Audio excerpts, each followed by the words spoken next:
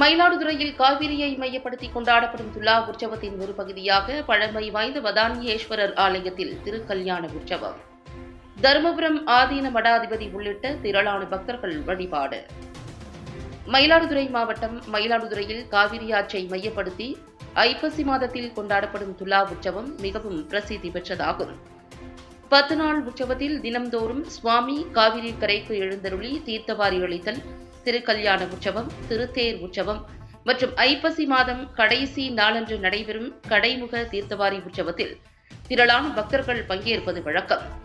மயிலாடுதுறையில் புகழ்பெற்றதும் பழமை வாய்ந்ததுமான வதான்யேஸ்வரர் ஆலயத்தின் துலா உற்சவம் கடந்த 7ஆம் தேதி கொடியேற்றத்துடன் துவங்கி நடைபெற்று வருகிறது. முக்கிய நிகழ்ச்சிகளில் ஒன்றான திருக்கல்யாண உற்சவம் நடைபெற்றது. இதனையொட்டி சுவாமி அம்பாளுக்கு சிறப்பு அபிஷேக ஆராதனைகள் நடைபெற்றன.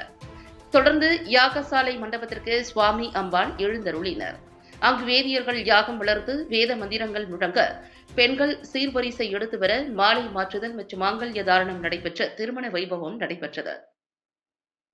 இதில் தருமபுர ஆதீனம் 27வது குருமகா சன்னிதானம், ஸ்ரீ மாசிலாமணி தேசிய ஞானசம்பந்த பரமாச்சாரிய சுவாமிகள் உள்ளிட்ட திரளான பக்தர்கள் பங்கேற்று வழிபாடு செய்தனர்.